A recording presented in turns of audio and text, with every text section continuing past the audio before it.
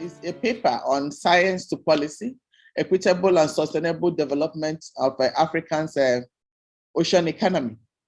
And I will want to start, first of all, by introducing the organization, the initiative under which I'm speaking today. Next slide, please.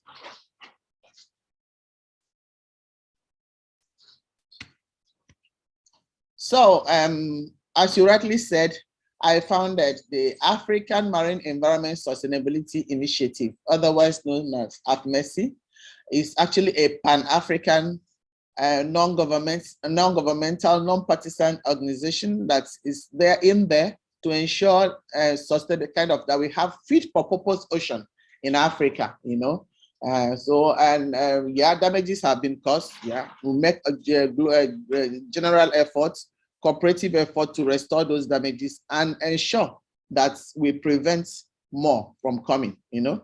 So the vision of AFMESI is actually to be a leader in knowledge sharing and building up and empowering Africans and African and East people to safeguard the oceans, you know, and harness the socio-economic opportunities of the blue economy.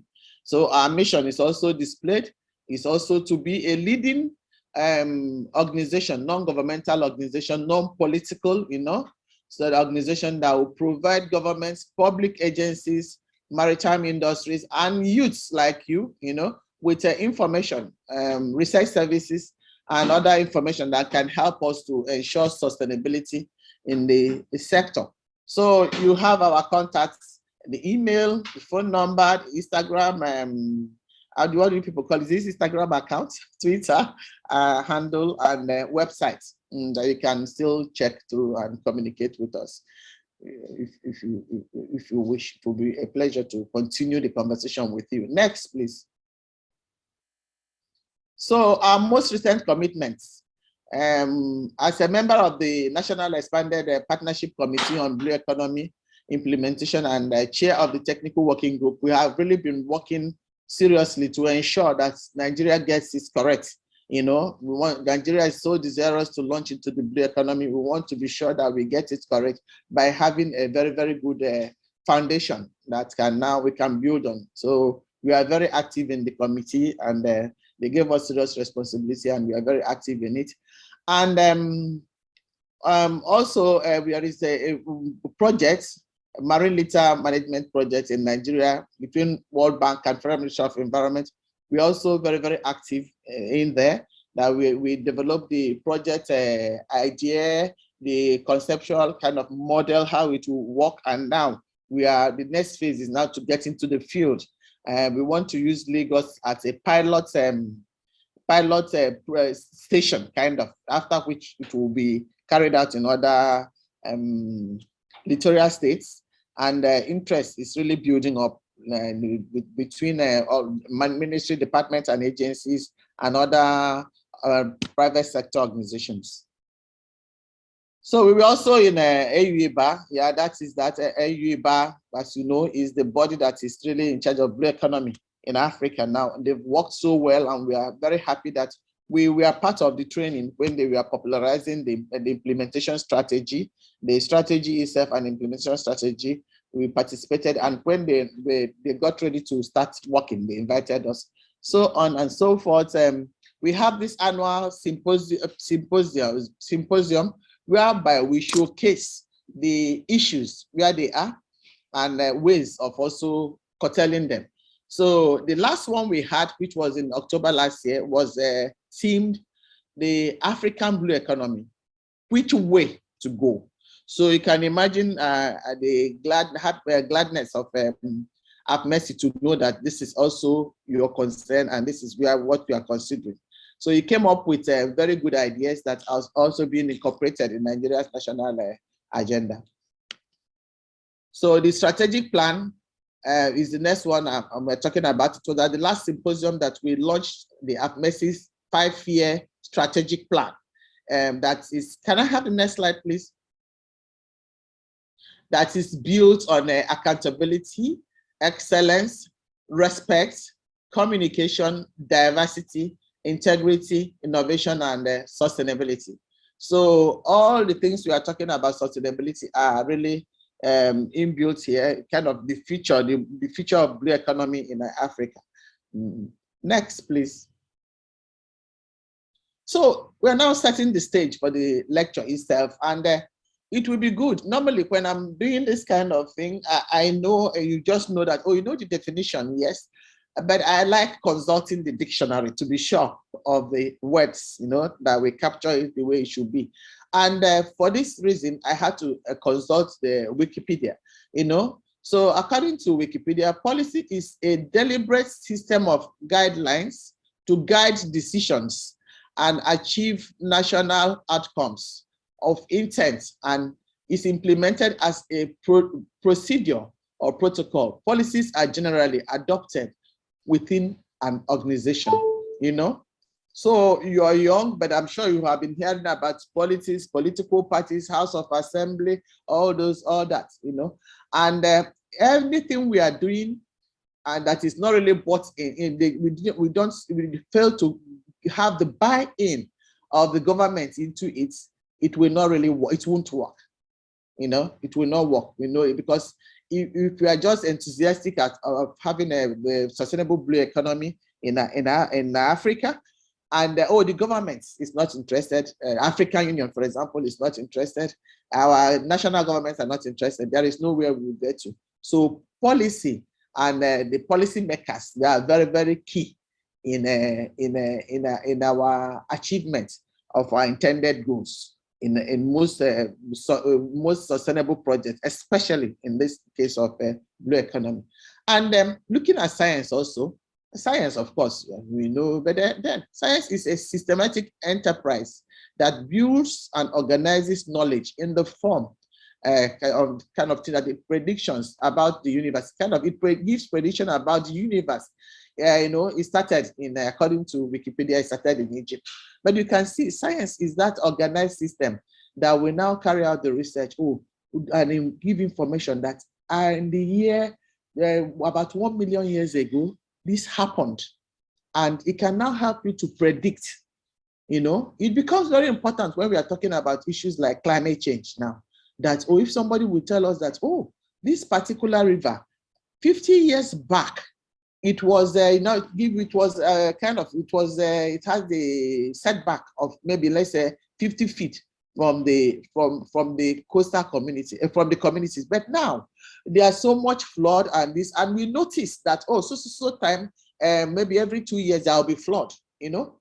Such information, the indigenous knowledge is also a kind of, we call it indigenous science, for example. So when scientists are carrying out research, you make use of all those things, and they will now be able to advise that, this particular flood, we have a return period of 2 years. So please, let's plan how we ensure that if it comes again, we'll be able, it will not cause damages to man and his environment. And besides, we can even work on the facts we have and see how we can stop it, you know. So science is very, very important. So when you come up with this defined, you know, well-researched information, you now take it to the policy makers, you know, through the processes that bills and things like that. You get to policy makers, they will now approve that, yes, this responsible organization, let's say Ministry of Environment Ghana or Ministry of Environment Nigeria, this is the report we've presented. And now we are taking it that every year, so budgets will be allocated to you for you to control, for you to prevent this flooding from coming up, you know. So that is how it is. So in this blue economy too, if we get the political actors interested and we have our science background, strong, why not? We'll build on a very solid foundation that will meet our needs, those of us that are much more older, and then your own needs and the future, you know. So we'll be sure we are building on sustainable ground. And we've been hearing sustainable development is now a household name. But I also decided to put it here. Sustainability focuses on meeting the needs of the present generation without compromising that of the future, you know. So that is sustainability. And I'm sorry, I just put this UN, United Nations, in red. And it has three pillars. It's not today that the United Nations, which is the body that kind of manages the whole world, if there is no monitoring, there is no control, there is no progress. So the world, we have United Nations doing that one, trying to package the whole world together in different ways, different arms of the United Nations responsible for different things. So from the past years, around 1972, the first summit on human environment took place. It was at that point that sustainability started appearing. And sustainability has three major pillars, which are socioeconomic and environmental and cultural pillars. So let's get to the next slide. So blue economy, there are so many definitions of blue economy. I will now say that it's a product of individuals, organizations, or communities, judgment. That's how it is. But one thing is clear: is still talking about ocean prosperity with utmost respect for the marine environment. That ocean that has been discovered to have more resources, more biodiversity than the terrestrial environment. That ocean that is now what we are looking at as the new source of empowerment, economic empowerment. Are we tapping those resources and we just getting the resources and we are causing pollution there?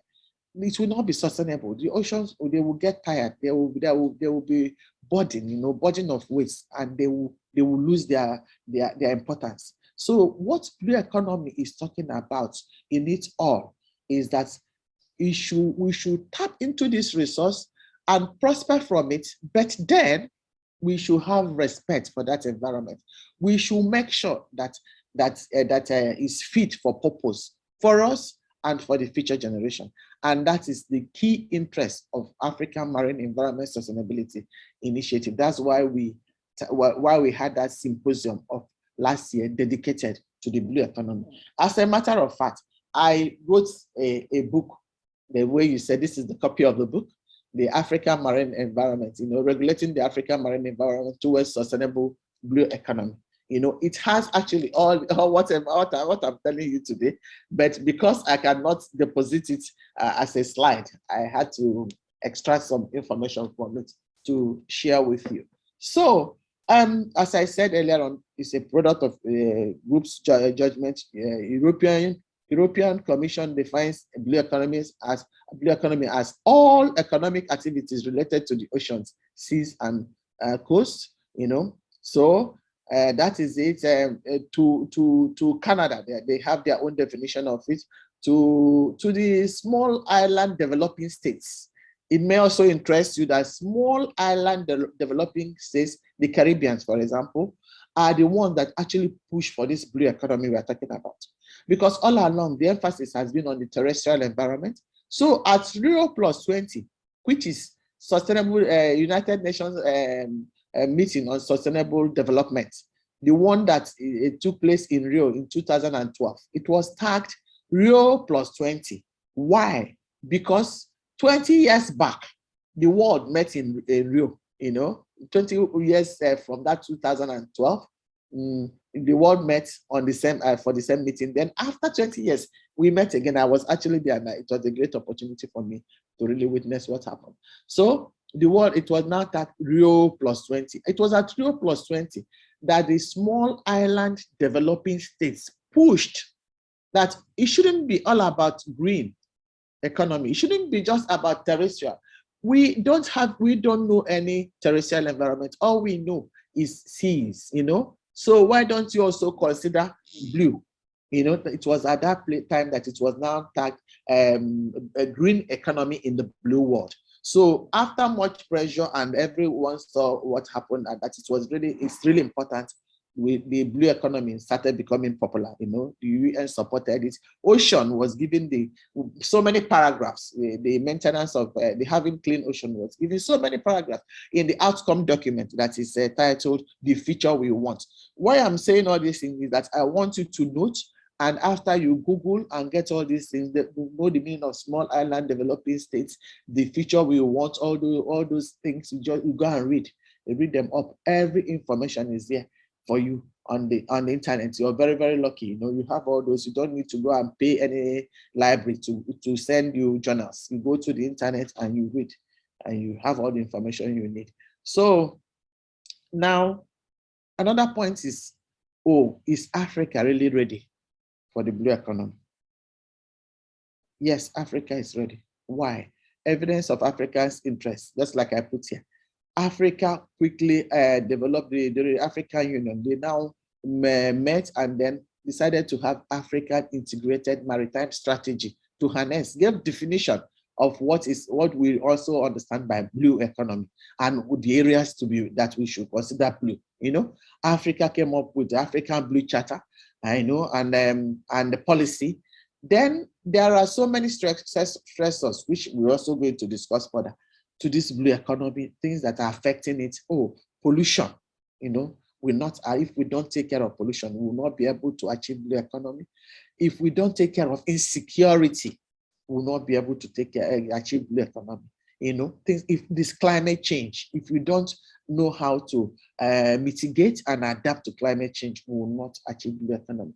So Africa started coming up with ideas on how to manage all this. We have the Lome Charter, we have the architecture for the security. With the AU EBA, of course, as I said, they came up with several workshops on how to develop the strategic plan. The strategic plan was developed. There was so many meetings to see how to implement it and popularize, So there are so many regional, national, and even individual efforts, by NGOs, organizations, just like the Gulf of Guinea Maritime Institute is doing now too. So, and the work AFMESI is doing, everybody's interested. So, and that is the idea, because we see, as I said in my book, that no single group can achieve blue economy. We all have to work together. We all have to sing that song together so that the chorus will be very, very loud. And that's what we are doing now. So next, please. So this is map of Africa that I got from the net, showing the maritime nations, and you can see the maritime nations of Africa. And if you look at the world map, you see that Africa is so strategically located in the map, between Asia and Asia and the United USA. So US may decide, come to Africa to do business through the ocean and then go back instead of going to Asia. The same with Asia. Asia can just stop with Africa if Africa has all it requires, So this worked against us actually during the slave trade, but now we are talking about future sustainability. We are not looking back. So we have to position ourselves strategically to take good advantage of this opportunity we have in our geographical setting. So as I have there on the slide, we have about 38 countries, maritime countries, and other island states like Seychelles and Sao Tome, Principe, and other one is blocked here. I can't see if there's a block. Then the estimated land area is there. And we know that in most African countries, the backbone of our foreign exchange is petroleum resources, and it's found in the marine environment. After petroleum resources, we have fisheries, we have different species of fishes that if we should be able to harness all these resources together, Africa will not have any problem, So we have other minerals also, and even in the seabed that has been other countries are prospering from now. We are also to support. We are to get interested in that and also tap from that resource. Then we have the water itself. The water itself and the shape of the configuration of our coastline and the water body. We have in most cases very beautiful sandy beaches lacing the corridor of our ocean environment, and the waters are navigable. We don't have all those rocks that can hit and damage vessels. Very smooth, very well endowed marine environment. Next.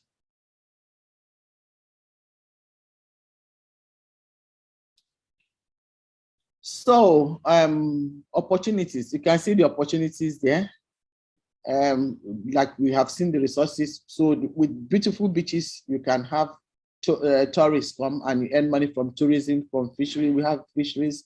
We have marine energy. We have links to the inland ports. You know, then it will give ocean energy, biotechnology. So with all those things, but you cannot really tap into all these resources, and even looking at the stressors too, you cannot manage the enablers and the stressors if there is no connectivity, you know, to science and policy, as we said earlier on.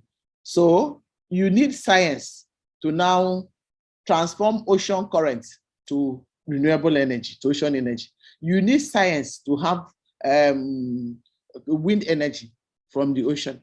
You need science to multiply fishes, you know, in the ocean. We need science to even do EIA, to environmental impact assessment in siting of facilities in the ocean, and to also know when they are being damaged by pollution and to what extent they are being damaged, you know.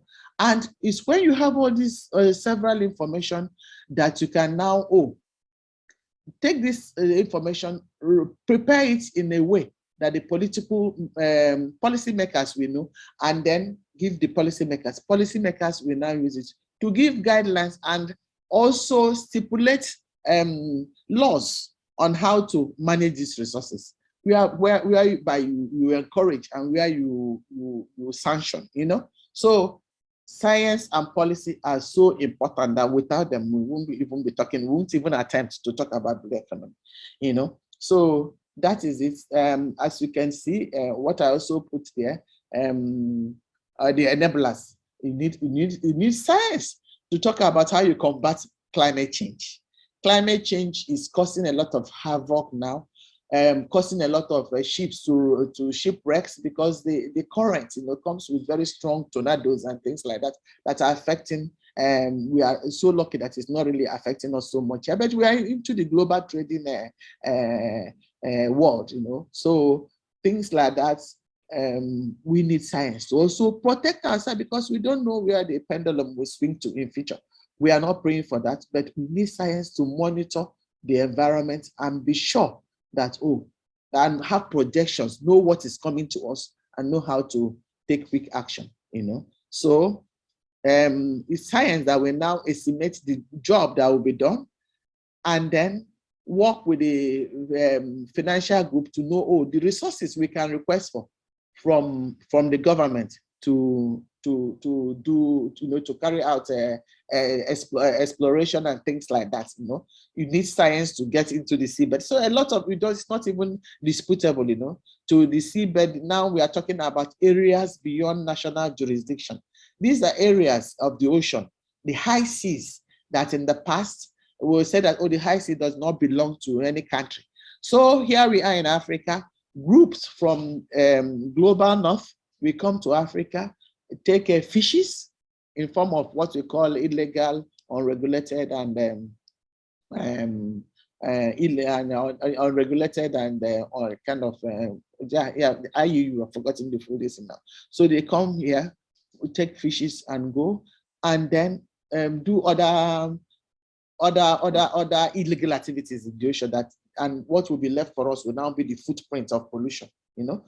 But now the United Nations General Assembly has now made it compulsory. They are now talking about a legally binding instrument to ensure that every coastal country owns the adjacent part of the high seas. The high seas is very, very rich in genetic material, in biodiversity, and minerals that are the hope of the transition to, for example, these electrical cars, metals that are supposed that are being hoped to use in these electrical cars are said to be in abundance there. So we need science. African countries, we need science to join the crucial conversations, you know, to prosper, to know what is ours and how to get them, how to protect what is ours. So, and all those things are now involved in the blue economy, the paradigm of economic growth and regrowth, So that is it. So it's very, very interesting to know that young minds are like you are getting interested in this. So you now go on with that sermon and also prepare yourselves in different areas. This area that we are talking about, robotic, using robotic vessels, unmanned vessels, and things like that. Africa should not be discouraged. We should rather know how it's happening. We should even be able to also have our own our industries to get all these things and join the conversation and make the necessary money from that. Next, please.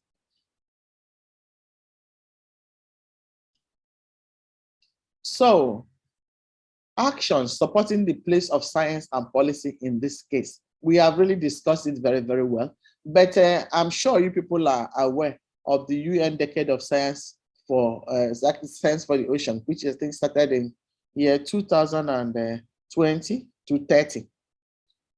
So you have to read about it and know about it. So this is because the United Nations, they know that science is very important. So it is decided that this will be another way of actualizing the Sustainable Development Goal 14, the one that talked about the life below waters. And the interesting thing is that all these Sustainable Development Goals are all connected. So please, you have to acquaint yourself with all these 7, know what the 7 goals are talking about, 7 goals of the Sustainable Development Goal of the United Nations of 2015. You can see that they're all connected. You can't talk about blue economy, for example, now, and you leave the one that talked about poverty. It will be the one that's talking about inclusion, because the high-level political forum of United Nations, after they came up with the Sustainable Development Goal, stated that to drive the Sustainable Development Goals, no one should be left behind. Everybody will have to move up. The coastal communities should be carried along. It's not a situation where there will be a blue grab, whereby resources will be tapped from the coastal communities, the adjacent water bodies, then they wouldn't even know what is happening. It will be flown outside the continent, So that is what he's talking about. No one should be left behind. Everybody should prosper from blue economy. It's only in that nation that we know that we've achieved a prosperous agenda that is inclusive, that has kind of elevated people's status socioeconomically, culturally, because we don't destroy the ancient landmarks, and that is that time that financially we now say that we've achieved through blue economy. So I put all these ones because you have to now read further to know what the UN Decade of Science and for the Ocean is talking about, and you can even sign in, because you can sign in. Then the pillars of the Sustainable Development Goal, we talked about them. The UN Sustainable Development Goals of 2015, we talked about the African Maritime Strategy. That's our own approach, and the blue economic policy of Africa.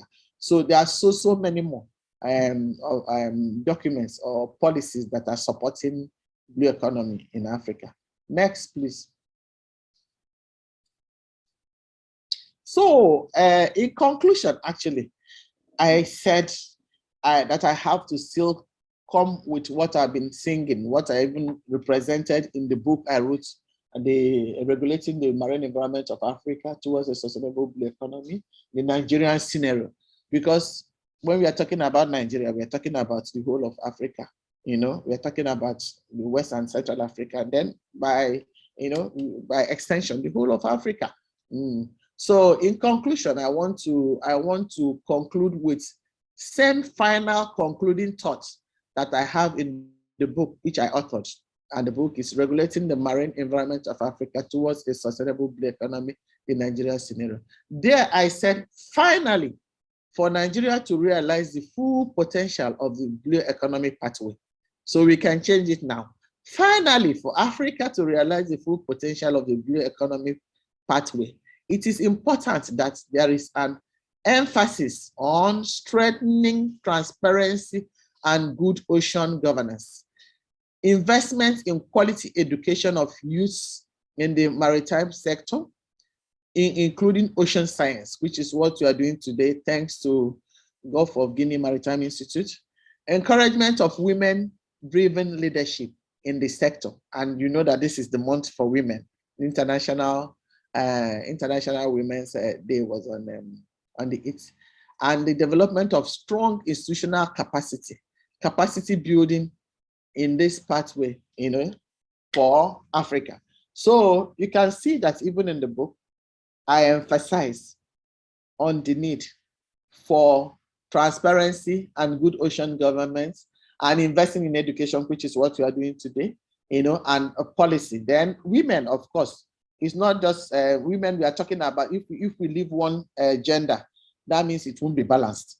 We shouldn't leave the men, we shouldn't leave the women, So, but research has shown that women are a little bit behind. And thanks for the youth, you are trying to close that gap. So when we include the women, we are making use of the full potentials of the human resources God has given us. So we all move together. It's no competition. It's just to complement and cooperate, and we get to where we are.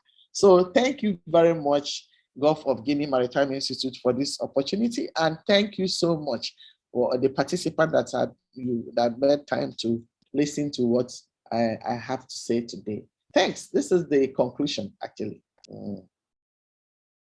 Thank you so much, Dr. Mogo, for that very insightful presentation. Thank you.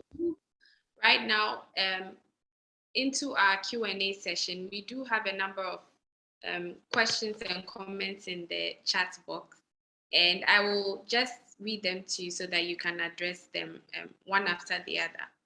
So we have a question from Ivaldo Fumo, Mozambique, and he says, does African Union have its own definition of blue economy?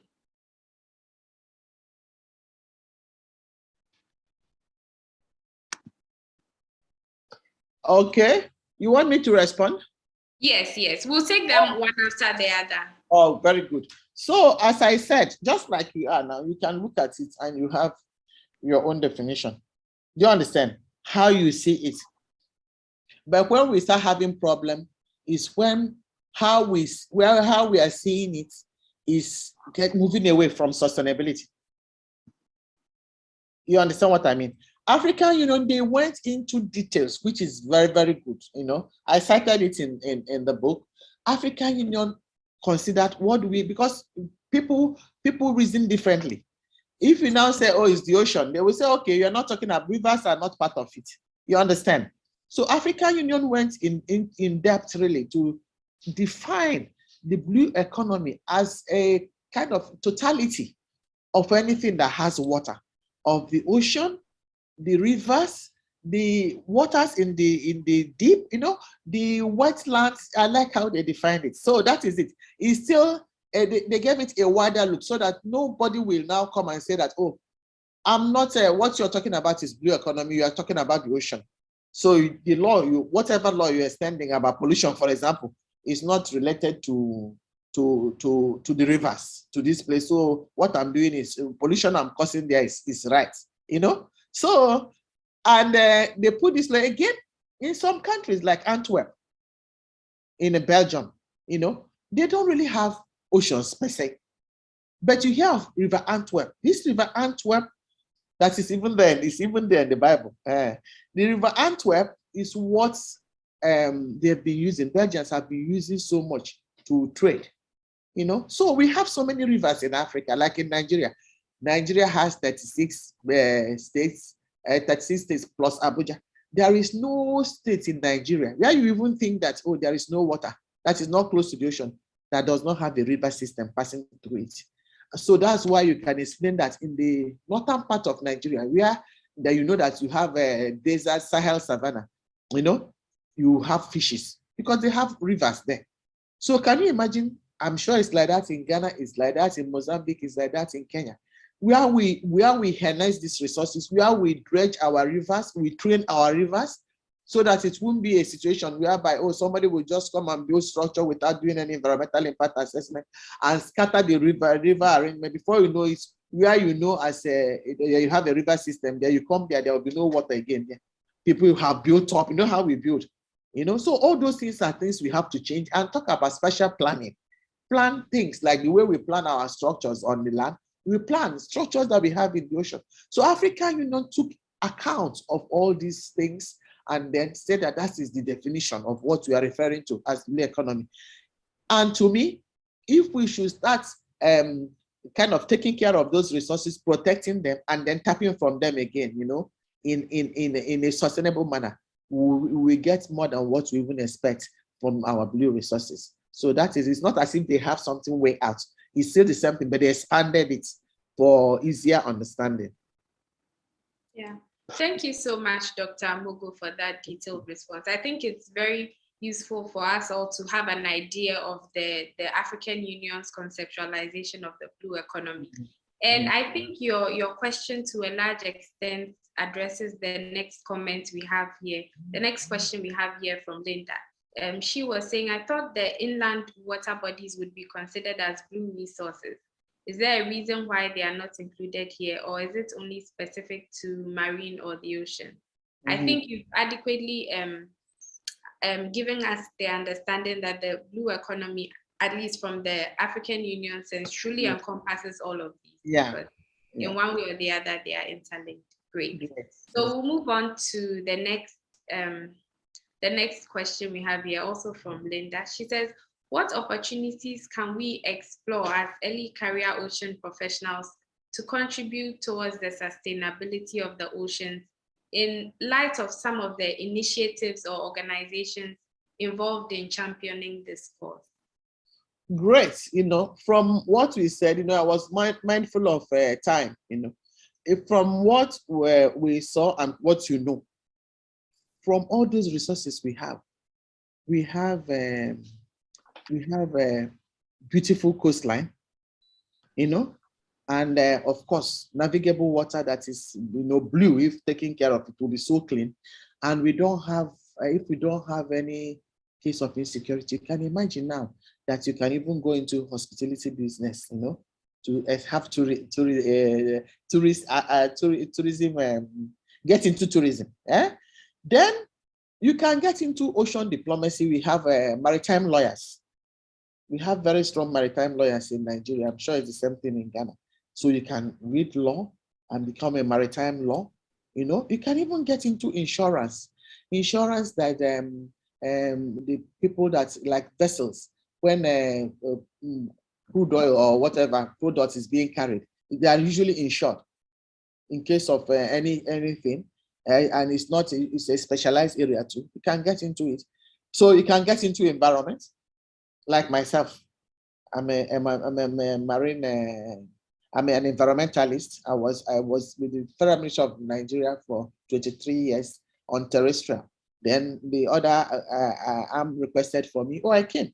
I read up. I saw that, oh, it's even related to what I did in my master's, you know. So there is it's so interesting because you are talking about something that is organic, it's life, you know. So you can get into environmental management, can become an engineer, can become an engineer, that marine engineer, you know, people that work on the vessels, you know, and captains, you know. Now you can also work on land, you know, where we have dry docking. When you say dry docking of vessel, people that maintain vessels, when they are to be serviced, they are brought on land and said that it's dry docked because it's not inside water.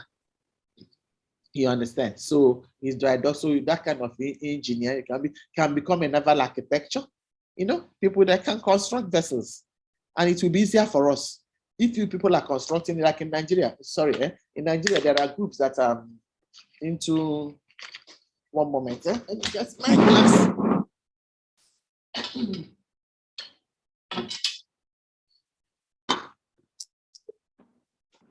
Sorry.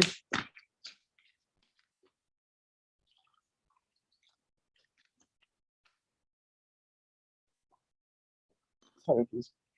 In Nigeria, the people are already constructing vessels, like big boats, that dry docking, things like that. So a whole lot of them. Then this wind energy we are talking about, from what I have seen, is not difficult, not really. So engineers, people can help us. All this off-grid energy they are talking about, ocean current. So you can read about that, can study that in the university, and now have your own business. That's where you're now harnessing energy, so much needed, from that, and sell it off to the national grid. So many, just so as long as and biotechnology, genetic materials are abundant there especially in the areas beyond national jurisdiction, that is now going to become the property of the adjacent states. So how to tap into that area and get it strong? According to experts in that area, that the genetic resources they get there, that are good for all this medicine that are needed for cancer and treatment of cancer and things like that.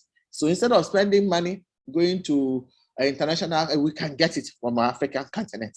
The cost will be cheaper, and the young ones are making the money.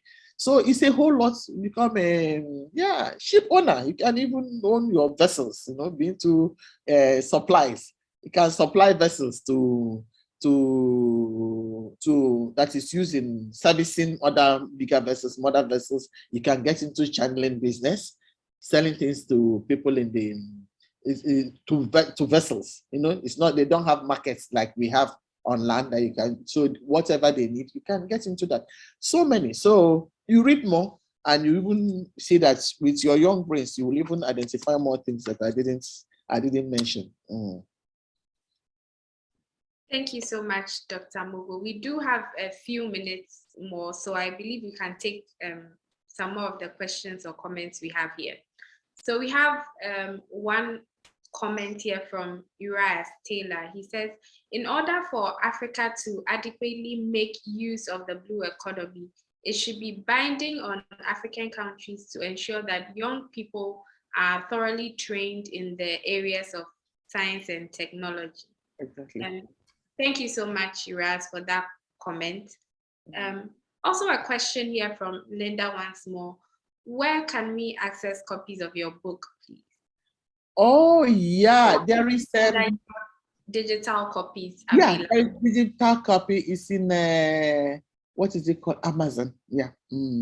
Yeah, but I can send it across to Gulf of Guinea. I think I have I can have your WhatsApp also. I can send it, then can be distributed. Yeah, and is it not on? It was tweeted recently where it can be gotten, but no problem. I can always or if you get in touch with the contacts we left, the contacts you have on the first page. If anybody gets in touch with the contact from this paper, from this presentation, I put contact and everything. If you can contact us using any of those addresses, we can direct you to where you get it. But it's there. If you Google the book, you get it where to get it online. Thank you so much, Dr. Mogo. There's another question here from Ivaldo. He says, does the renewable energy sector, there's a typo here, but essentially he wants to know whether the renewable energy sector is a sector to invest in Africa. This is because we all know about the high cost of it. Yes, it can. I was listening to my colleague from Nigeria that has been advocating for renewable energy. Recently had a TV show, and it was just identifying those resources that are using, interestingly rather, those resources that are used in coupling, all those things like silicon. He was mentioning that we have even the sand.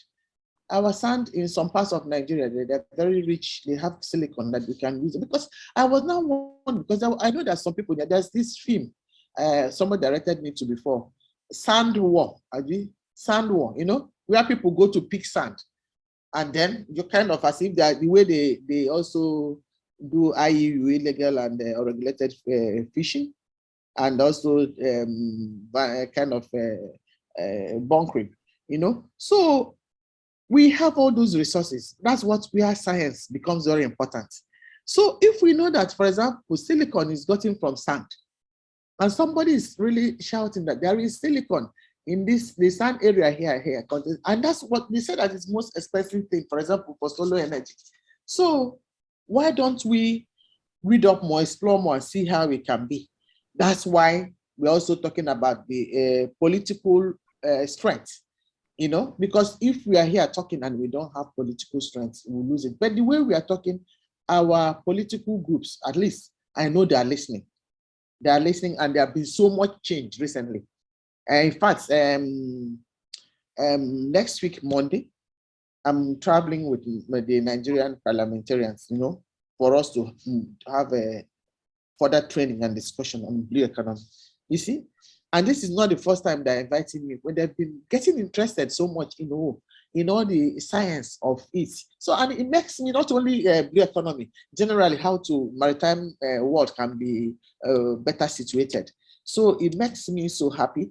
And what I will say is that the way you people have started here, don't be discouraged, you know. So what you now do, if you can still talk about, oh, this opportunity, it can be another line of discussion. How can it be that we tap into these resources here? It become a conversation. The political team, the political group can be invited to such a forum or fora, you know. So when they start, everybody is concerned because the energy supply is not enough, and not only in Africa. So that's why other countries are getting into renewable energy. So we won't just have to present, that's what you're talking about science. We won't just have to say that they said it's expensive. Have we researched into it? You know, have we confirmed that it is? And if it is, what are the components of it? Which ones can we get from Africa? You know that we have so many raw materials here. So which one can we get in Africa? And with the knowledge we people have built up now, with how the world is developing, which ones can we tap here? Which one can we convert? Which are the alternatives to this? How can we reduce the cost? All those ones are very good conversations that we can also include in what we are talking about. And so it can be reviewed. Then, we can see where we can get those components from Africa. Yeah. Thank you so much, Dr. Mogo. We couldn't have said that better ourselves. We have barely 5 minutes to go, so I'll skip some of the comments and just move straight to the few questions we have left. Urias is asking, are coastal countries in Africa fully aware of the importance of the blue economy? He goes on to say that there's so much work that needs to be done across Africa to ensure that the blue economy is sustainable. Yeah, it's true. But you know, there is this adage that says that a journey of 1,000 steps, a journey of 1,000 miles, Sabi, starts with a step. Can you imagine? Like this morning, I went to walk around the estate just to monitor my age, to control my age so that I don't start aging, you know. So badly, I should age graciously. So I went out to the estate. And then I found that I walked now. I've walked for 7.5 kilometers. Do you understand? This morning. In fact, I just started with just stepping out of my house to the corridor, then went round. So that is how life is. You know, we don't just, like myself, that's how I grew up, and that's how I teach my children. And I'm telling you people now, don't ever be discouraged with, what they said. If it's, that time they will say, you will not be employed unless get the qualification first. Do you understand? So that is it. Don't be discouraged. What you are trying to do, that's what connected me to Dr. Sego. You know, we've been working and seeing, and we are involving you people. Keep talking again. We are going to have a discussion on illegal and unregulated fishing. So these things that are coming up, we can still see how we can speak to all those. Then when we are talking and many people are hearing the way you've heard now, many people will get interested. And there's so much work, we start reducing it. We start reducing the work from 100%. We can reduce it to 90%. From 90%, it will come down to 20%. It's just for us to get interested. And now that we are getting interested, we also try to let other people get interested. Do you understand? By sharing the knowledge. So that is it. We find out that the so-called big assignment will be dismantled. So don't be discouraged by the work. Yeah, there is so much work to be done, and a lot has been done too. So we'll get there. All right. Thank you so much. We have a minute to go and one more question left. So let me give you that question and see if we can get a response to that real quick. This question is from Ivaldo, and he says, how can we implement or plan on the ocean while we have a lack in scientific studies? How and where to start? I think you've largely addressed this in some of your discussions so far, but if you have a few other quick thoughts on this to add, the floor is yours. Just like you said, I've spoken about it, and it's like in Nigeria, just like you have now the Gulf of Guinea Maritime Institute now. It's a platform of knowledge. In Nigeria now we have many maritime institutes, so all those things are aimed at bridging the knowledge gap. But don't feel discouraged, because issues of oceans just became prominent recently. All along, as I said in the course of my talk, is the terrestrial environment that will be given much consideration. The ocean came, and it came now that people are now getting interested, and now so many policies are coming to protect it, and the interest is getting very, very huge. So, and the rate is moving in the nearest future. I think we will get there. So that is it. The institutes are there, and if you, as young people too, you get in there. Every platform is for knowledge. If you see, they're doing Zoom meeting, they're doing Zoom, key into it, be part of it. Even in schools, you are very, very, if you have time, you go and read. Well, read a lot, so you can come up with your own idea and start pushing it, and that is it. It will start selling. So the knowledge will be built, but it's gradually based on the other things, information, other knowledge you have. You can now build on it. Ocean generally is not just about Africa. It's just coming into prominence. The values of the ocean is just being appreciated recently. As I told you, it was only in 2012 that we succeeded to start talking about blue economy seriously, because the small island states that don't have land like us, they were saying that they're being cheated, but we forgot that we also have our oceans that we can benefit from, we can protect, from incidents and pollution, and we benefit from it too. So that is it. It's not just about Africa, it's about the whole world, and we are keen in fine, and we make use of the institutions we have, and then other knowledge, global knowledge opportunities available. All right, thank you so much, Dr. Mogo. I believe I speak on behalf of all the participants here when I say that this has been a very, very insightful presentation. We've learned a whole lot, and there's certainly even more that will resonate with us even as we pursue our goals as early career ocean professionals. We certainly look forward to engaging with you in the weeks and the months ahead. So I will allow you to get off now. The participants will be staying behind for an interactive session following the discussions that we've just had. So once again, thank you very much. We truly appreciate you taking the time. I can see some gratitude also pouring out in the chat section. So thank you. Yeah. I can see that. Thank you so very much. It's a privilege for me to address you, and I'm looking forward to hearing big things, big successes, big wins associated with your names, very soon. I'll be, so keep in touch. And if I have any questions, again, you can ask me directly or through Dr. Sego. I wish you the best. You're winning. You're on the right track already. So the best. See you some other time. Bye. All right. Bye. Have a good day. Bye. Thank you. Same here. Bye, everyone.